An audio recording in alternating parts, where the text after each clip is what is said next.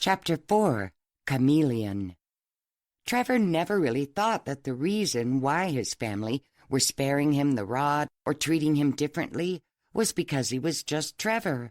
This kind of self-centered thinking of his younger years shielded him from the fact that it was because of the color of his skin. He didn't care if his grandmother didn't give him a hiding, a beating, or corporal punishment because of his naughtiness. He didn't correct his grandfather when he kept calling Trevor master and asking him to stay in the back of the car instead of sitting up front. He had enjoyed being let off for things he did wrong. He was only afraid of his mother. However, because of the color of his skin, he did have a few unusual encounters with people. Children used to call him white, and he assumed it was only because they haven't learned colors properly yet. Some people would ask him where he was from, and he answered them in their own mother tongue. He learned from his mother and his family that language is a very useful tool in getting out of embarrassing or a dangerous situation. He learned Xhosa from his family, but English was the first language that his mother insisted that he learn and master. In Africa, a black man who knows English well would get better job opportunities. His mother had learned German, Zulu, and other African languages in order to survive in the city with a child.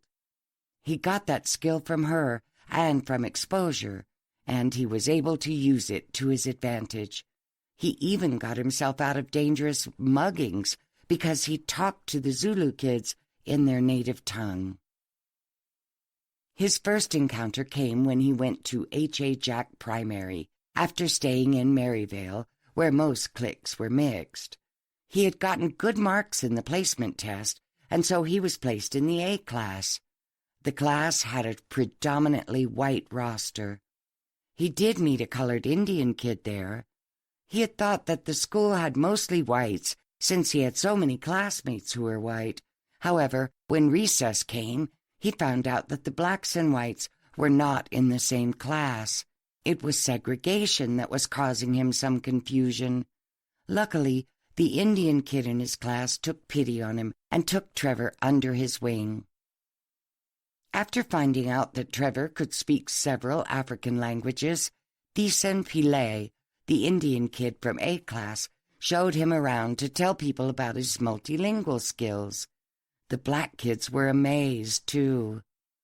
He then realized that a choice had to be made.